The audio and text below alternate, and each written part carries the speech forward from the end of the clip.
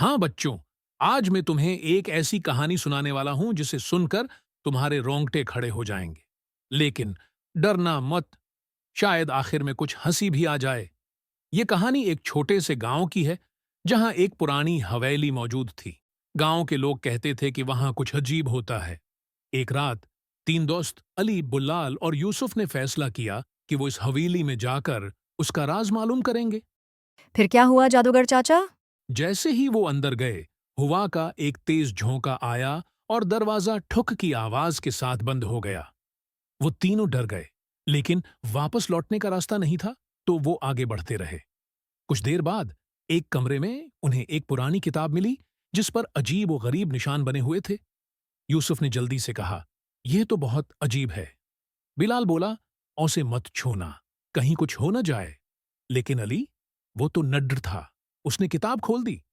और जैसे ही किताब खोली गई, एक गर्जदार आवाज गूंजी, कौन है जो मेरे सुकून में खलल डाल रहा है?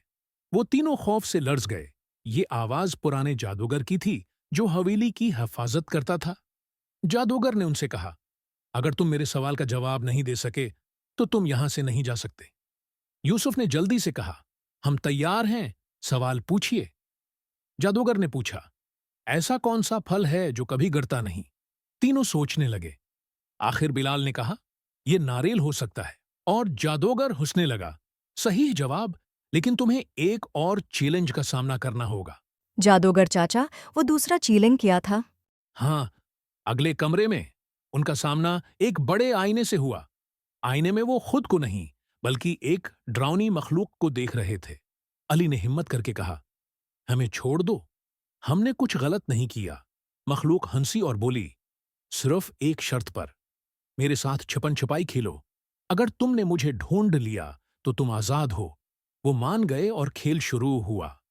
यूसुफ ने एक तरकीब सोची। उसने जादुई किताब के औराक जला दिए। जैसे ही किताब जलने लगी, मखलूक आह की आवाज के साथ गायब हो गई। दरवाजे खुद ब खुद खुल गए और तीनों दोस्त हवेली से बाहर निकल आए। तो इन्होंने आखिर में क्या सीखा? उन्होंने ये सीखा कि मर्दांगी से ज्यादा समझदारी काम आती है।